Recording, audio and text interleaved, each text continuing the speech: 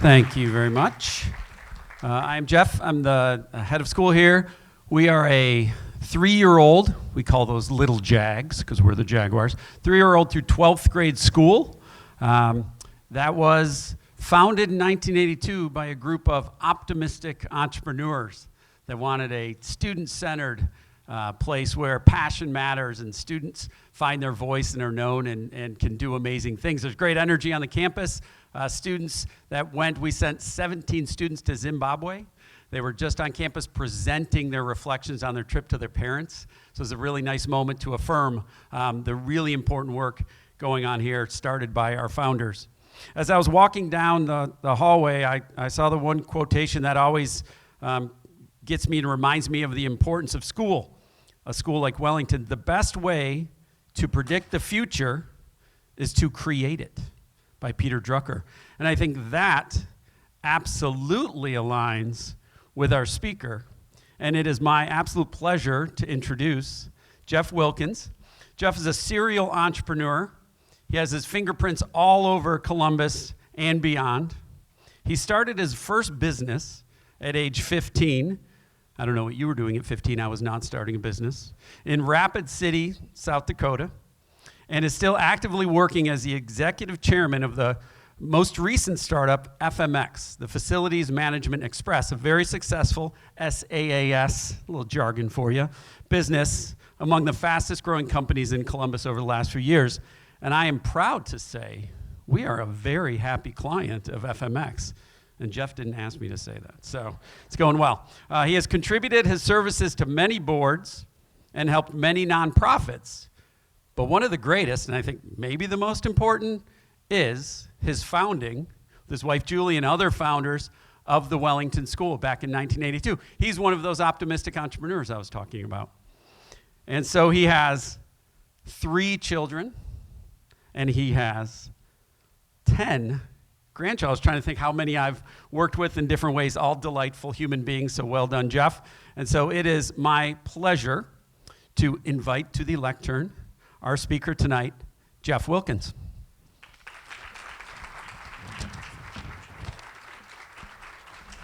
Okay, terrific.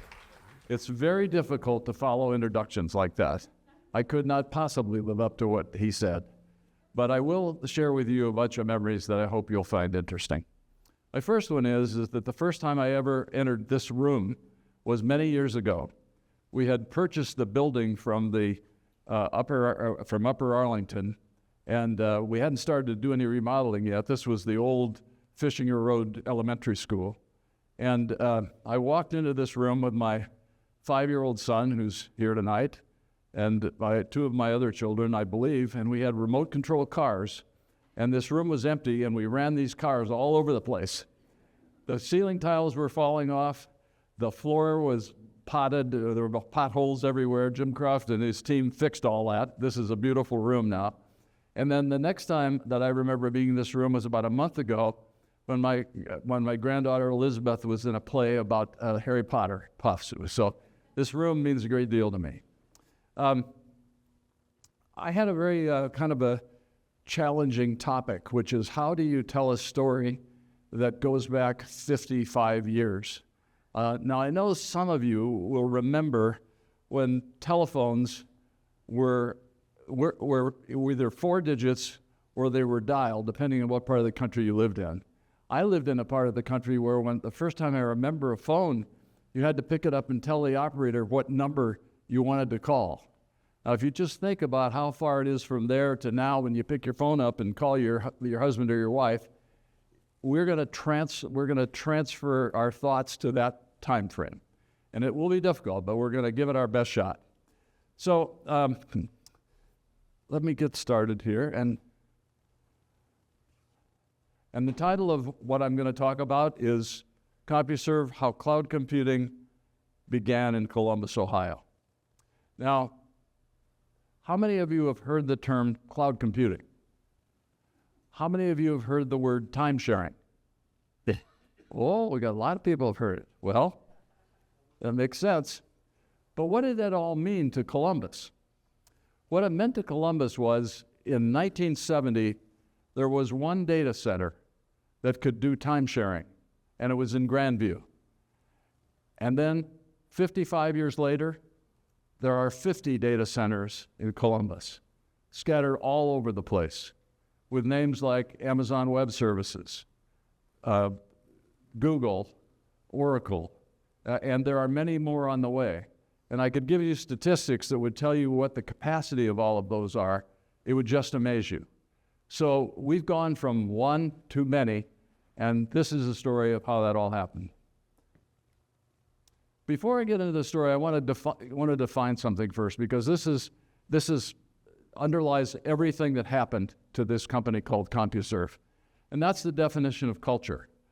This definition says culture is the beliefs, customs, and skills of a particular group, place, or time. It's a way of thinking. 5 years ago, in 2019, 450 people came from all over the United States and Japan to the Hilton in Polaris to have a reunion for CompuServe. These are people who worked for the company. The company hadn't been around for 20 years. Why would anybody care that much to come back? It's because of culture. And I'm fortunate in that when they had this reunion, they submitted pictures and mementos. And so I was able to pull some of those for what I'm going to talk to you about tonight. So let's get into it. Well, first of all, how did it all start? I was telling Kirsten from the Upper Arlington Historical Society tonight, I looked at her address and it said 1670 Fishinger Road, which is where the Historical Society lives. So that's a familiar name. The reason it's familiar is because Harry K. Gard, who's my wife Julie's father, started an investment company in Upper Arlington, Ohio at 1670 Fishinger Road. Bizarre. Well, Harry was Julie's dad, and I was going to school at the University of Arizona. I had a bachelor's degree in electrical engineering. I was studying for my master's degree. I got a call from him in 1969 or late 68. He said, Jeff, we've started this investment company. We're building a life insurance company right after it, and we need a data processing capability. I know you're an electrical engineer. Can you help us do that? I said, Harry, I build computers. I don't program them, but maybe I can find somebody who can help you. So it turns out that when I went to graduate school, I met a gentleman by the name of Alexander B. Trevor, Sandy Trevor. We started graduate school together. He went to Yale. He was a very smart guy, and I had known he was interested in starting a business, so I asked him if he'd be interested in coming back to Ohio to meet my father-in-law, and perhaps they'd start this business. I was actually already involved in another business I started in graduate school, built and installed alarm systems in homes. So Sandy said, yes, I'd be very interested. A month later, he gets a notice from the draft board that he's going to be drafted. This is the time of Vietnam. Some of you will remember that. And so he was off the table. So I was in the student union with the rest of the guys from the graduate school, and I'm lamenting my father-in-law. I wanted to help him. And this fellow sitting down the table said, well, I might be interested in doing that. His name was John Goltz. He was finishing his PhD. This is John right here. He was probably 115 pounds soaking wet, but he was really smart.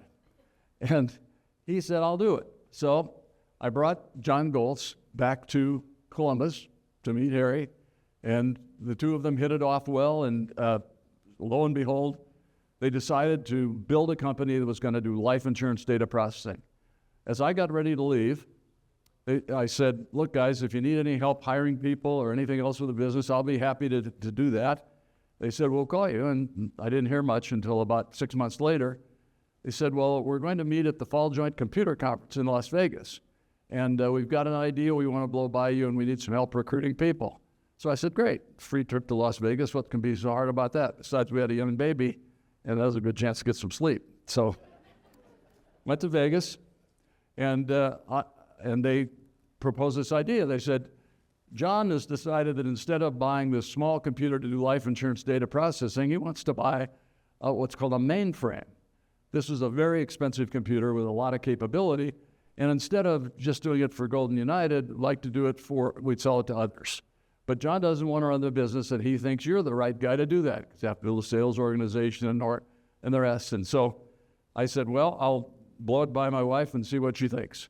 So I went back to Tucson and said, Julie, what do you think about Columbus? She said, Columbus what?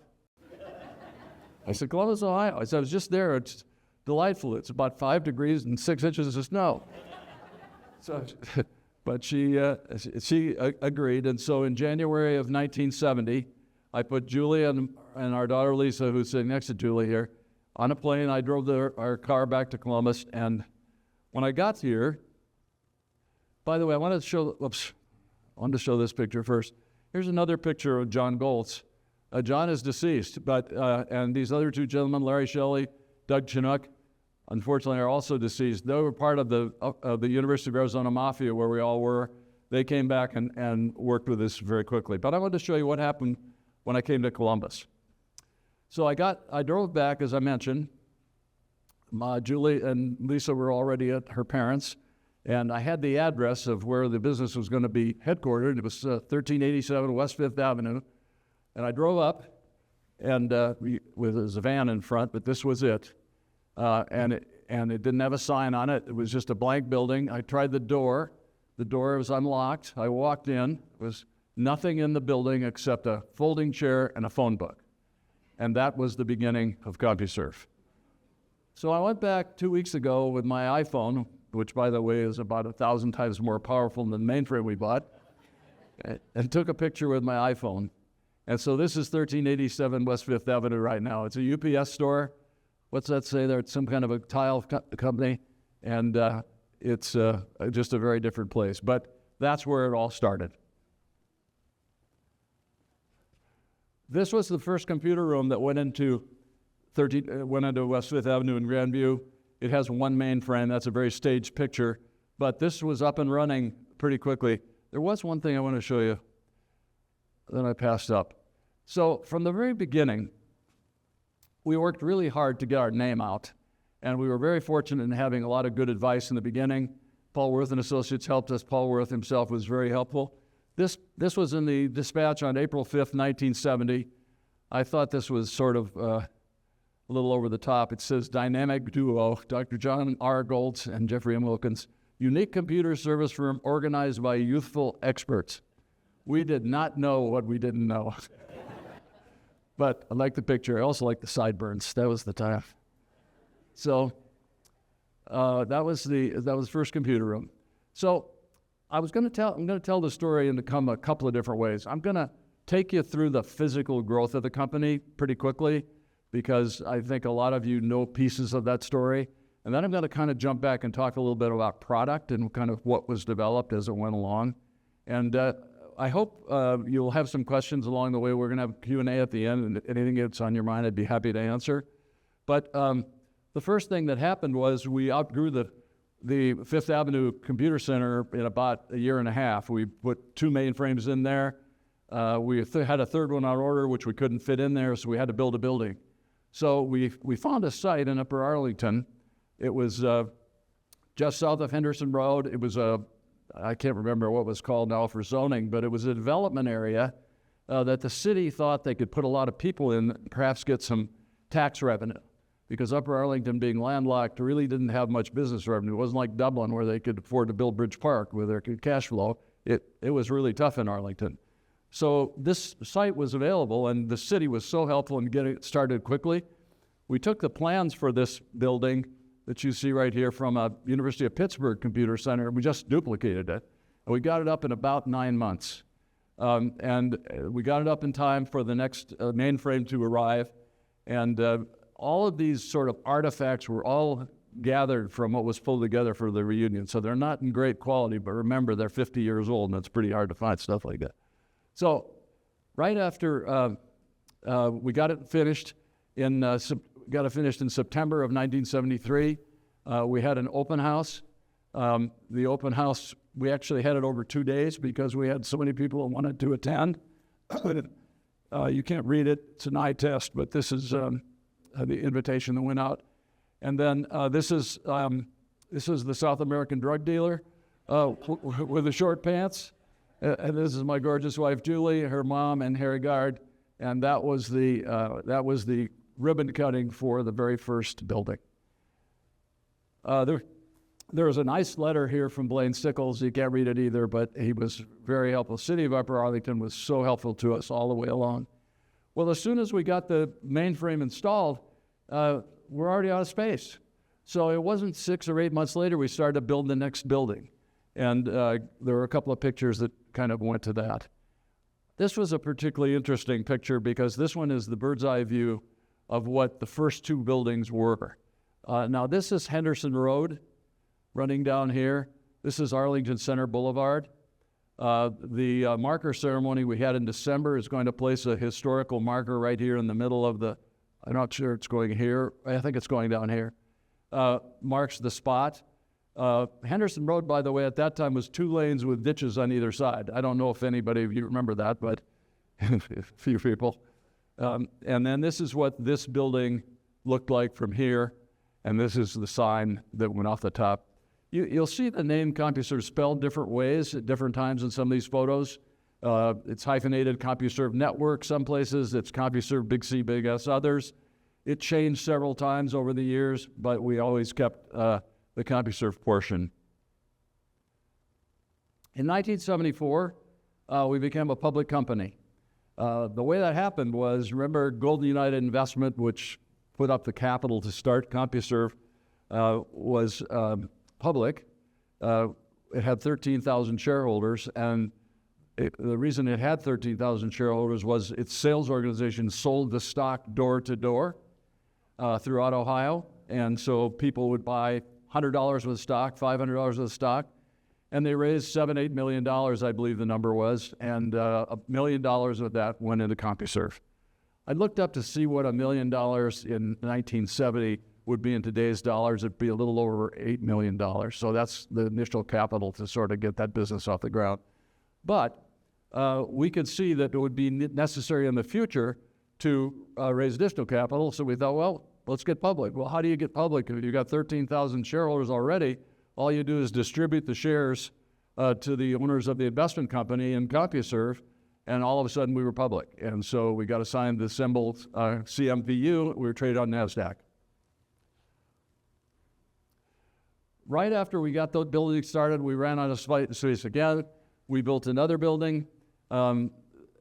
We built a total, folks, of 9 times on that site. And we did that in about 8.5 years, as I remember. It just seemed like as soon as something was completed, we'd have to build again. And then, about the same time as that happened, we also had a big customer, National Cash Register in Dayton, and they were really anxious for us to put a data center in San Diego.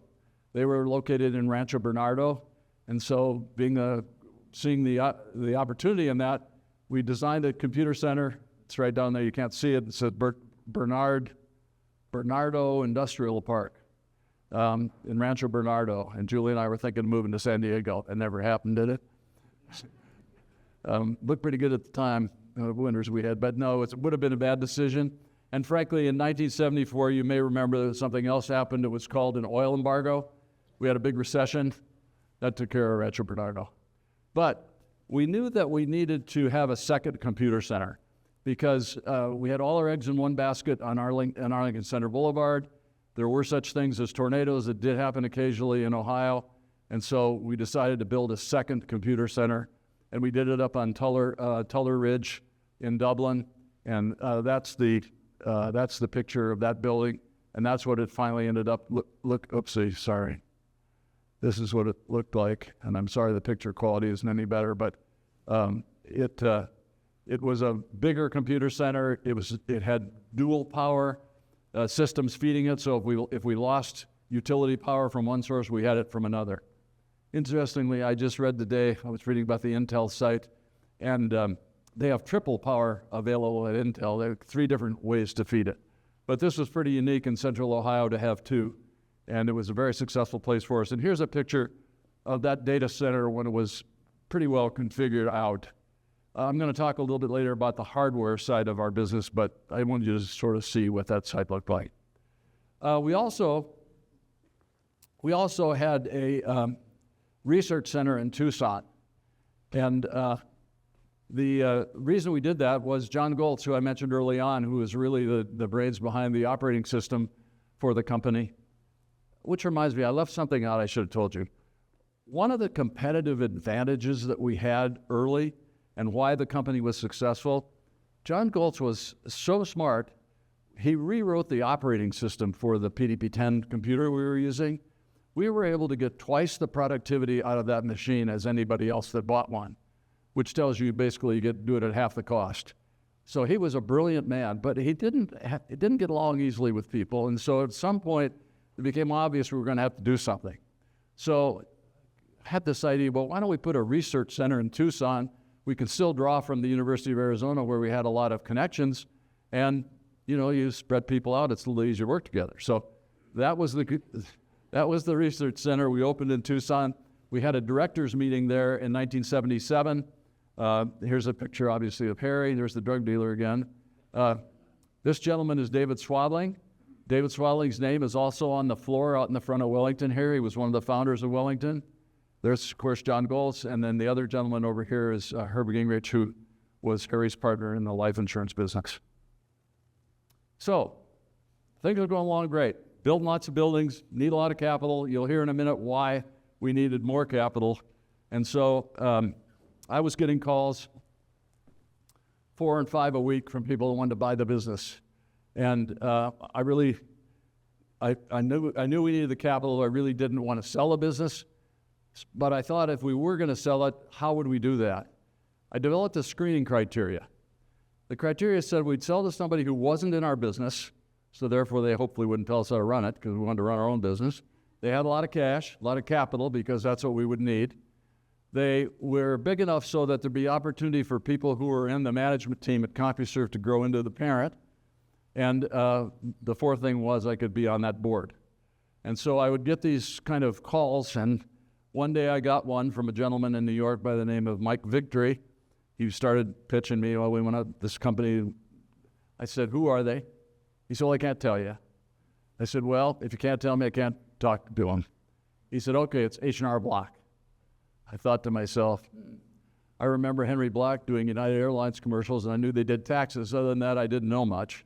But I did some research, and they fit the criteria. So I ultimately decided to do the deal with H&R Block. So we sold the business. We sold it in, it's closed actually January, a little after January 1st in 1980 for $20 million, which if you put that in today's currency value, it'd be about $80 million. But they turned out to be a great partner, and I'm not going to have time to go into why they were great, but in the Q&A, if you have some questions about that, I'll be happy to address them.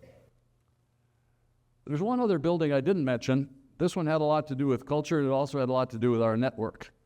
From a culture standpoint, it was across the street, there was a building that was a racquetball court. It had 8 racquetball courts right on Arlington Center Boulevard across the street from our main building. And you may not remember this, but racquetball was like indoor tennis for a while, you know, rose and fell. And they were sort of on hard times, and so we made an offer to buy the racquetball court. We converted it to an employee fitness center.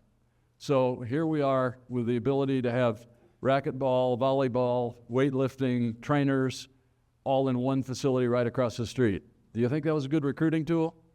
It worked. Also, in the back of the building, back here, later on, we were able to put the Network Operations Center.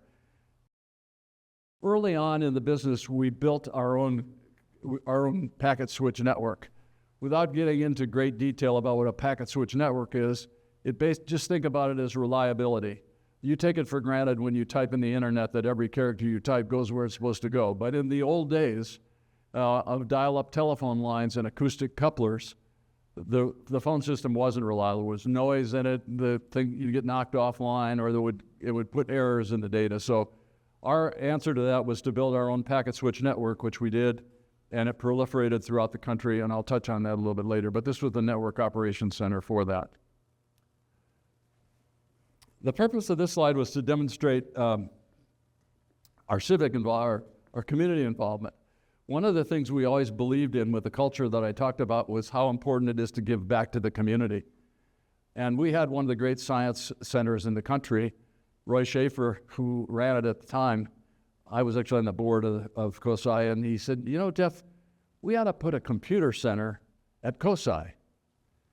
And he said it'd be great for educational purposes. People don't know what computers are, and it'd be great to do that. So I said, well, that's a great idea, or let's try it. So I got a hold of the people we bought our computers from. I got them to donate a computer. I talked to our contractors that built all those buildings, got them to donate the electricity and all. So we got this computer center built in COSI for basically zero. And we named it CIVIC, which stood for Computer Information via Computer. And the other thing we did was we put some people there that could write software for the nonprofits and arts organizations in town so they could get access to a lot of computing capacity for little or no money. And that was CIVIC. The other thing that we did, different ways, Julie was involved in this early on, it was a computer school. Did a computer school here at Wellington, available to the public, trying to help people learn what these things were all about. And then at the same time, we supported Upper Arlington schools and every way that we could to try to educate people on computers. One final thing, I talked about this at the marker ceremony in December. I was fortunate along my career to be a member of a group called the Young Presidents Organization, and once a year I would go to the Harvard Business School, attend seminars, and I always admired the facilities they had there. The rooms were fantastic. They were great learning environments, and I admire it so much. When we built the building on Henderson Road, I had our architects go to Harvard and copy the classroom and recreate it in Arlington Center. And if any of you were at the marker ceremony, you know that room it sits there today. And Ghosh Enterprises is the lucky owner of that building and can use that room. After I left the company, and I'm happy to talk about my leaving as in the Q&A part, there was one other building that was built, and this one is out on the Outer Belt. You've probably seen it. It has a sign up at the top says Verizon last time I looked. This big building, data centers, magnificent facility. And then in 1997, CompuServe was sold. It was actually sold by H&R Block. It was sold to WorldCom, which that name won't mean much to you, but WorldCom became UUNet, which became, I think, MCI, which then became Verizon. And the transaction was a twofold transaction. The network services business was sold to what's now Verizon. The consumer information business was sold to AOL. It was about $1.2 billion transaction, and it happened in 1997. And I can talk about why that happened and some other things, but I want to get onto some other pieces here. The sad part, the building was sold. I get such a kick out of this, they called it CompuSuites. We should get paid for that, don't you think, Dave? Anyway, very sad, but that's life. So now I want to switch to another section. I mentioned the Harvard Business School. One of the great benefits was I met some fantastic people. One of them was a gentleman by the name of Dan R.E. Thomas. Dan was an assistant professor at Harvard, and he was eventually recruited to Stanford Business School to run their business policy section, which is their strategy group. And I always loved his definition of strategy. It was a set of decisions you make to position your business in its environment. So CompuServe, by now you understand, had big mainframes, had lots of buildings. We haven't talked too much about people, but what did it sell? In the beginning, it just sold computer cycles. People would buy time on the machine to write their own programs to solve their own problems. And these were big companies that did this. You know, Goldman Sachs, people like that. So this was one of the early ads that we used, and it was in the group that pictures I grabbed. It said, computer utility. You have a utility for gas, for water, for telephone, electricity. This is your computer utility. We don't make computers, we make computers work for you. That's what we use in our go-to-market strategy. Well, and we did that, by the way, through a branch office network. We had branches with people in them. We'd have an account executive and an account manager who was technical generally, and these would support customers in writing their own programs. And we did it through branches. This is a list of the branches. I don't know the exact date of this. This is actually probably in the late 70s, but it started in Columbus. We went to Dayton, we went to Cincinnati, we went to Pittsburgh, Cleveland, St. Louis, New York, Los Angeles, and filled them in. We just did it as fast as we could do it. And remember, I talked about the packet switch network. We would also put a network node in each of those cities. This was a fun slide I grabbed as I was back to culture again. We used to have sales meetings on Saturday mornings. We wanted people to work Monday through Friday, so we had a sales meeting Saturday morning. I tried to do that today. The people would throw you out of the room. So what we do is we had a deal where if you were the top sales guy for the week, you got a trophy. If you were the last sales guy, you had to have a scoop shovel in the back seat of your car and that you're driving around for the week. And if you got caught without the scoop shovel, you were in trouble. So it was kind of the carrot and the stick. Well, after you'd won the trophy so many times, we'd retire it, and it would grow a foot each time. So this is a picture of Jim Heiberger winning the 5-foot trophy. Let's see, all right, you can see he's holding this 5-foot trophy. That we have to retire and get a new trophy. We had a lot of fun with sales.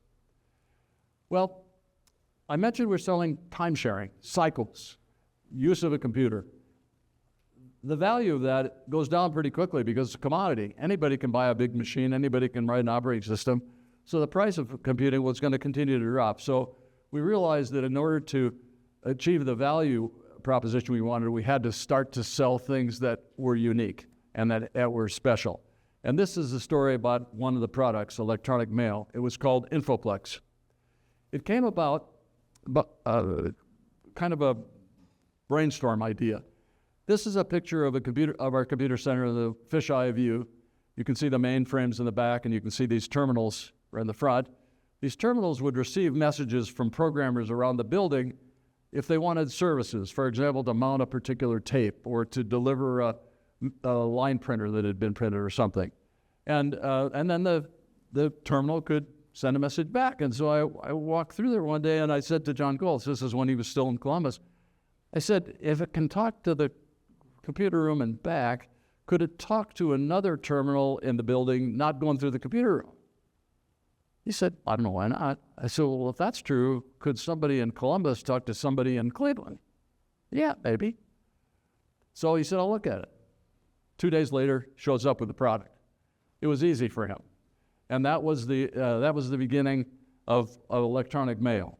We called it Infoplex. Don't ask me why. There's a couple of interesting stories about this, though, that's probably worth mentioning to you.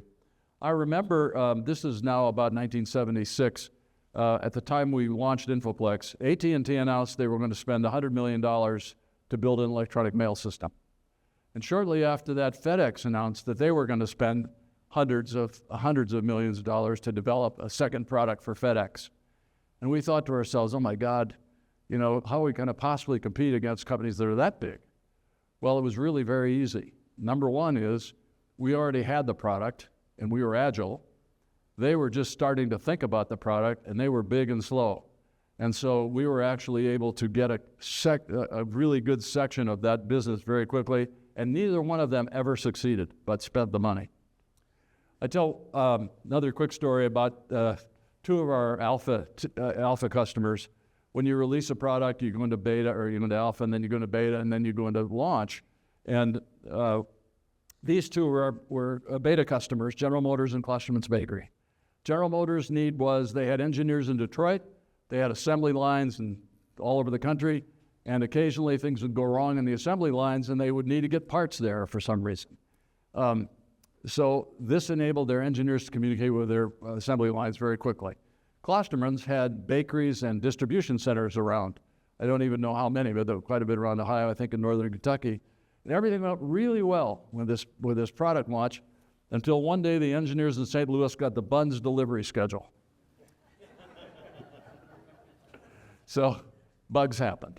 Anyway, we got it fixed, and Infoplex went on to be a very successful product. And the rest is history on electronic mail. It's, as you all use it every day. Remember I talked about the definition of strategy. These were the things that I generally thought about at this time in the business. I thought about the computing capacity we had, the network capacity we had, the content availability. Are we selling time-sharing cycles, or are we selling products? And how do we market all of this? Well, one of the things that bugged me was that we had these expensive computers in these 2 data centers that were very busy all day. But all night, they just sat there. And so I kept thinking, is there ever any way we're going to be able to use that differently? There were other things we were doing that were kind of interesting. This one was kind of fun. This was, I believe, the election when Jimmy Carter was elected.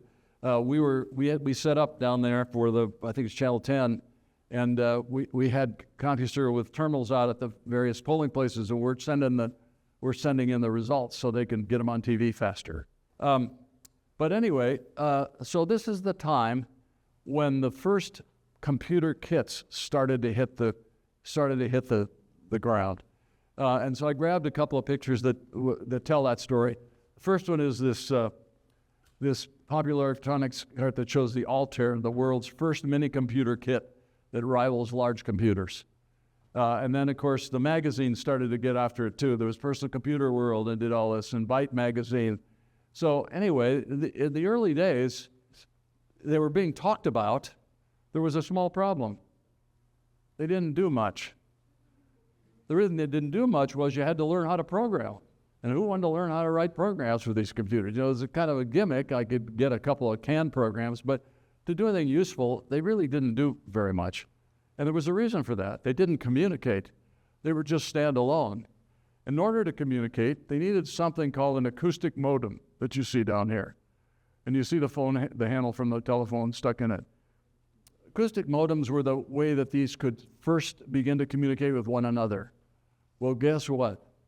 Here's CompuServe with all these machines sitting there all night doing nothing. And now all of a sudden these personal computers are starting to roll out there. I wonder if there might be a way to put them together. And that was the beginning of the CompuServe Information Service, which, by the way, wasn't named CompuServe Information Service. It was called Micronet. I love that name. I thought, perfect. You know, we take network and microcomputer and Micronet. Until I got the cease and desist letter. So we just jumped back to use the name CompuServe again and went to the CompuServe Information Service. So talk a little bit about the people for a second. You're going to hear more about Steve Wilhide later. But Sandy Trevor, you remember, was the first guy, my first choice to come back, and couldn't because of Vietnam. But 2 years after he got out of the service, he came back, and he actually became the chief technical officer. He was like John Goltz. He was brilliant, only he had great people sense besides. He was a good leader. And he actually conceived of 2 really important products that led the company. The first one was something that was called CB. How many of you remember CB radio? Yeah, 10-4, good buddy, bears in the air. Okay, well, he said, we've got these terminals, they can all talk to one another. Why don't we build a product and call it CB? And he did. And he actually did it over a weekend. You picked a channel, you gave yourself a handle, you got on the channel. Anybody that was on the same channel could get whatever was sent. And so people started communicating. And actually, I could spend a half an hour telling you about everything that happened with chat, but it actually became the most successful use of the internet ever, with the exception of porn. And we didn't have any of that. The second thing that he did was he said, well, if we've got chat and people are chatting on topics, what we noticed was they started to gather on different channels at the same time. Like channel 14 might be microcomputers interest, or flying might be 16, or gliding, or whatever. So he said, well, why don't we save the messages that are on that channel and we'll put them in something called a forum, so people can talk about a topic and build a whole body of information. And so that actually became the beginning of what were the CompuServe forums. And then we had, the name is escaping me, but we had people who led each forum, and they got a percentage of the revenue from people that were on those forums. And we had some people that made a couple $100,000 a year being the moderator of a forum. They became so popular. CB was so popular that people used to get together and meet to talk about it. So they have a party. Like this one was at the University of Hilton Head in 1984. CB simulator seminar and party, they'd have 200 people show up. It was just people had common interest. So when we were trying to figure out this CompuServe information service, how we're going to take it to market, we had a lot of products that we had built. I'd mentioned email, I'd mentioned financial databases that we did for Goldman Sachs, some things like that. We couldn't figure out exactly how we were going to decide what products to do next. Julie and I and her parents were up at the old Worthington Inn one time for a Sunday morning brunch. And I noticed that they had a smorgasbord with all these different things out there. And I watched people. They would take a plate. They would go through the smorgasbord. They'd take a little bit of each, take to their table. I watched. Then they'd go back, and they'd go to 1 or 2 or 3 places that they really liked. I thought, well, that might have application to what we're trying to do. Let's put a whole bunch of stuff up, measure very carefully what's used. Those things that are picked, we'll invest in. And that's what we did. We called it smorgasbord marketing. I've never seen that in a textbook, by the way. So I really don't want to take time to go into all of them, but we paid a lot of attention to what went on the information service. And this was the criteria we developed that predicted success. If the product or application we put up saved time, money, educates, or entertains, each one of them individually, if it did all 4, it was a sure winner. If it did 3 of them, it was likely to be successful. If it was 2, it was 50-50. So we would screen each idea that came along and decide whether it would make the grade.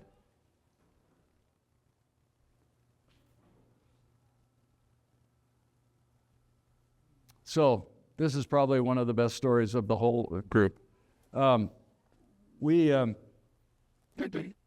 we were paying attention to content, one of the things that I thought would really be important would be to have news on the information service.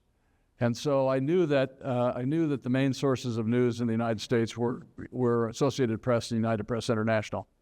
And so being the entrepreneur, I called the Associated Press in New York, and I said, I want to get a feed from the Associated Press wire to put on the CompuServe information service.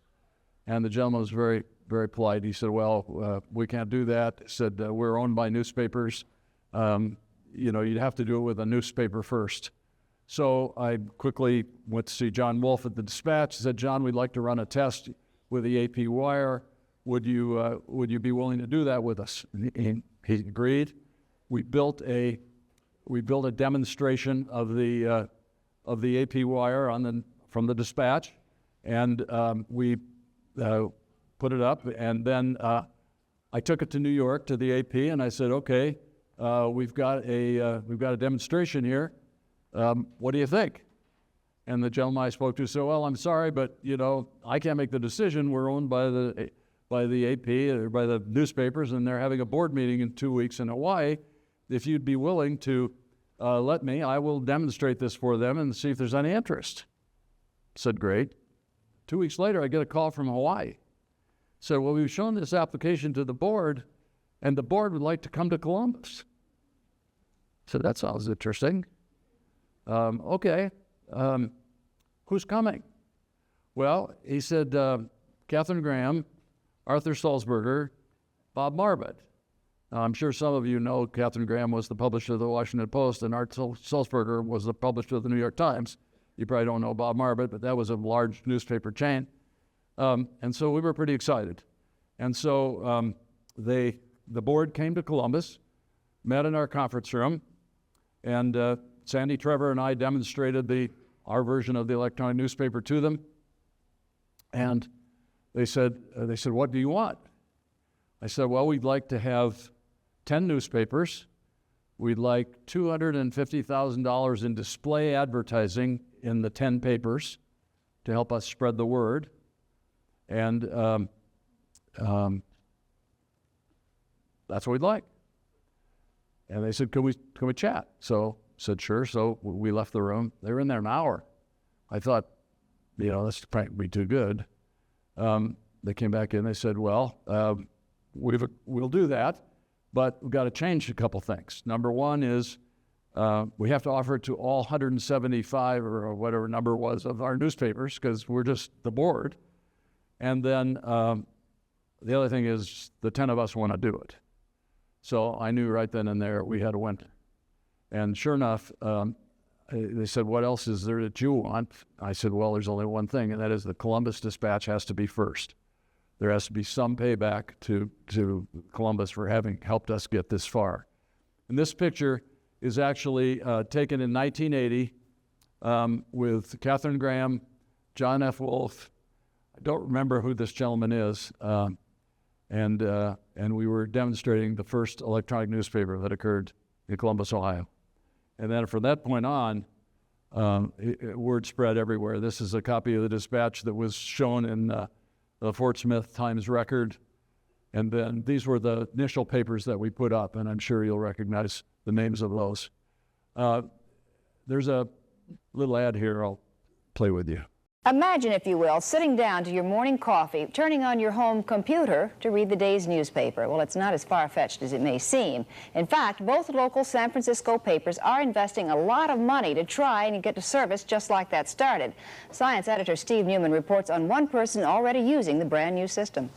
17 stories up in his fashionable North Beach apartment, Richard Halloran is calling a local number that will connect him with a computer in Columbus, Ohio. Meanwhile, across town, in this less than fashionable cubbyhole at the San Francisco Examiner, these editors are programming today's copy of the paper into that same Ohio computer. When the telephone connection between these two terminals is made, the newest form of electronic journalism lights up Mr. Halloran's television with just about everything the Examiner prints in its regular edition. Page ads about it. Of the estimated 2,000 to 3,000 home computer owners in the Bay Area, the Chronicle reports over 500 have responded by sending back coupons. Even though the electronic newspaper isn't as spiffy looking as the ads imply, people using the system are excited about its potential. With this system, we have the option not only of seeing the newspaper on the screen, but also optionally we can copy it. So anything we're interested in, we could go back in again and copy it onto paper and save it, which I think is the future of the type of interrogation an individual will give to the newspapers. This is only the first step in newspapers by computer. Engineers now predict the day will come when we get all our newspapers and magazines by home computer, but that's a few years off. I just get such a kick out of that for a couple of reasons. The guy thought he was on the leading edge, and he was then. But my grandchildren here are going, oh my God, what in the hell were they even thinking of? Anyway, I thought you'd get a kick out of that. Well, very quickly, CompuServe became much more sophisticated very quickly after that. Remember, we had the newspaper, we had other products. I showed a quick picture of the TRS-80 there. We had a distribution deal with Tandy Corporation that made the TRS-80 computer. We had snap packs, which were passwords and user numbers that were with every computer sold. So we had distribution, we had advertising, we had content, and we became much more sophisticated very quickly. This is just an example of, we published a magazine called Today, CompuServe Information Service Today. That was, I think, the first issue. And there were people writing books about CompuServe, how to use it, how to get things out of it. It happened very, very quickly after that. We also launched the electronic mall. The electronic mall was the first electronic shopping that was done anywhere. There was everything in the electronic mall: airline reservations, stores, anything that you buy today. We had examples of that in 1982 and 1983. I told a story at the marker ceremony about Sandy Trevor and another gentleman that had a company that whose job was to patent bust, because a lot of people, when the internet really took off in the early 2000s, even late 90s, they put a lot of patents in for things, and of course, and then they would try to collect royalties and so forth from these people, and Sandy and Dave Eastburn would be expert witnesses in court, and they would go in, and they kept CompuServe running long after the company closed on another mainframe. They would just demonstrate that we did it in 1982, and the patent would get thrown out. But the electronic mall was a very important part of what we did. There was even a shopper's guide called Go Mall. Here's an example of CompuServe was sold at retail in a starter kit. There's just a myriad of things I could show you, but this is perhaps my favorite ad that we ever ran, and this ran a lot of places. It says, someday in the comfort of your home, you'll be able to shop, bank electronically, read instantly updated news wires, analyze the performance of a stock that interests you, and send electronic mail across the country. Then play bridge with 3 strangers in LA, Chicago, and Dallas. Welcome to someday. My favorite ad. Because today we all do that with a device that fits in our pocket. And then these other ones are kind of fun too. This is my favorite one. Last night, CompuServe turned this computer into a travel agent for Jenny, a stock analyst for Ralph, and now it's sending Herbie to another galaxy. There were a lot of online interactive games on the service as well. The backbone of the CompuServe network that we built, this is a slide that kind of shows pieces of it, also shows our connections to Europe. But this link that you see right here that goes across the country, these links, these are actually still in existence today on the backbone of the internet. We were doing that back with our packet switch network in the 90s. And as a result of that, we actually built a second whole business called CompuServe Network Services, and this was an ad for that. The only thing I'll point out here is there was a new brand called CompuServe Network Services. It actually had its own sales force, and we sold it internationally. We serviced companies like Visa. We used to do all those Visa terminals, and we did FedEx and so on. It was great business, and actually when the company was sold in '97, that portion of it went to WorldCom, UUNet, MCI, and continued to be very successful going forward. The other thing that happened was went to Japan. There was the service there was called Nifty Serve, and there was also in Germany in full German language. Lots of add-ons, and these are kind of fun. I grabbed some pictures out of the reunion of celebrities that had interacted with the company in various ways. My favorite one is one with Mark Cuban. CompuServe bought Mark's first company for $20 million, got him started. It was a company called Micro Services, I believe, or Micro Solutions. Mark took the $20 million from that and started a company called Broadcast.com, which he then sold for $5.7 million, and the rest is history. I watch him every week on Shark Tank. You're welcome, Mark. David Bowie launched something, I don't know what it was, and of course Jimmy Buffett, there's another one there, he was involved.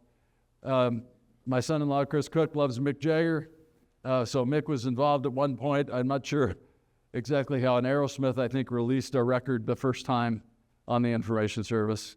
You're nodding like you know when that happened. Do you know when that happened? Oh, okay. I was gone by this time, so it's not a good source of knowledge.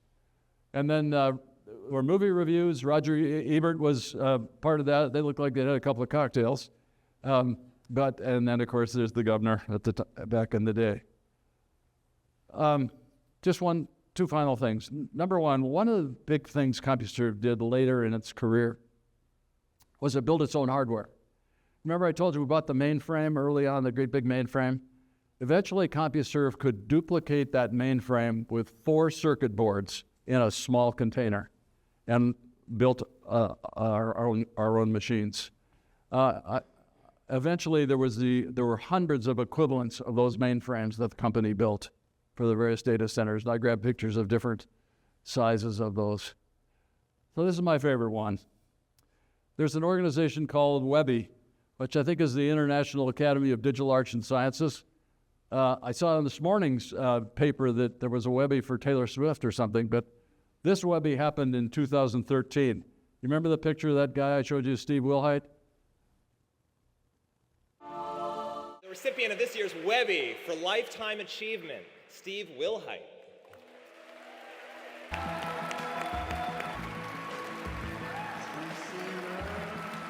Instead of speaking his 5 words tonight, Steve is using his own invention to accept his award.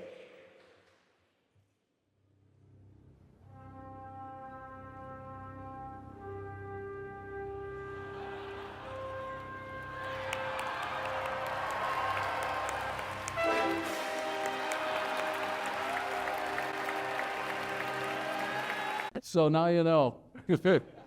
Anytime anybody says, oh, you got to put it in the GIF. No, it's GIF. I should have shown the other picture of Steve, but he was the guy with Sandy Trevor on that very first slide early on. So why did CompuServe ultimately fail and eventually disappear? I think it was really successful in its first 2 decades because of its innovation culture. Everybody believed there wasn't anything we couldn't do. And anybody that had a good idea, we would talk about it and try it, and it worked. But all companies at one point start to operate a little differently than that. And there's a saying, Peter Drucker is given credit for this saying about culture eating strategy for launch. He didn't really say that, I found out after doing a lot of research, but he's a good one to put it to. I've always believed it. Culture is what makes it all happen. And the thing that really made CompuServe work was its culture. And the culture was in place at the time I left in 1985, but it eventually changed. And when it changed, it lost. So that's my assessment of what happened.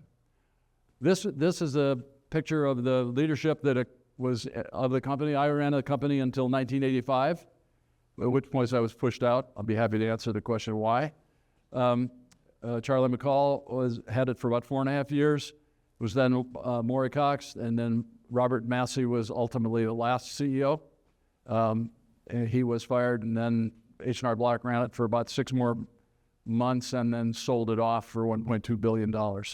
Didn't know what to do with it.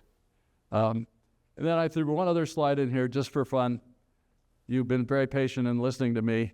I thought I'd show how aging affects CEOs. So that's 1970. That's kind of the South American drug dealer about 2 years later. That's 3 years. Then success was upon us. This is a 20-year reunion. This was about 10 or 15 years ago, and this was 4 or 5 years ago. So I like to get a kick out of that. So before I take the questions, I just want to say one other thing. I didn't do this. I was lucky enough to be the leader of this group over a number of the important years here. I was backed by probably the finest team I could ever have, which is my wife, Julie. Not only did she put up with me for all those years and all the stress and strain, which does occur, but she kept our eye on the ball. And then on top of that, she decided we ought to build a school, which we did, and you can see the rest of that. So my greatest thanks to her. And